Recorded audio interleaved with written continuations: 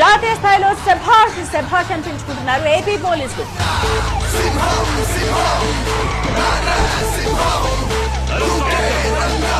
జాతీయ స్థాయిలో AP police శాఖకు 48 స్కోచ్ అవార్డులు దక్కాయి.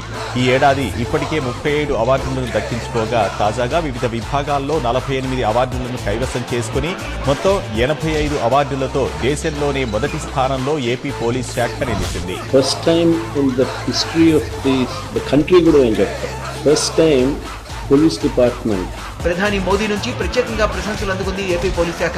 జాతీయ స్థాయిలో తమకెవరూ పోటీ లేరంటోంది. కేవలం 13 నెలల్లో 112 అవార్డుల్ని సొంతం చేసుకుని సరికొత్త చరిత్ర సృష్టించింది.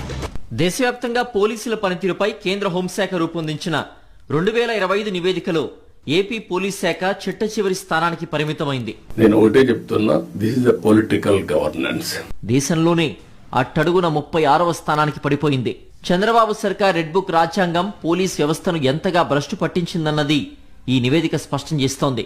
కాబట్టి ఎప్పుడూ కూడా కక్ష రాజకీయాలు కాకుండా చట్టబద్ధమైన యాక్షన్లు ఎప్పుడు తీసుకోవాలన్నది ప్రభుత్వాలు చేయాల్సిన ముఖ్యమైన పని.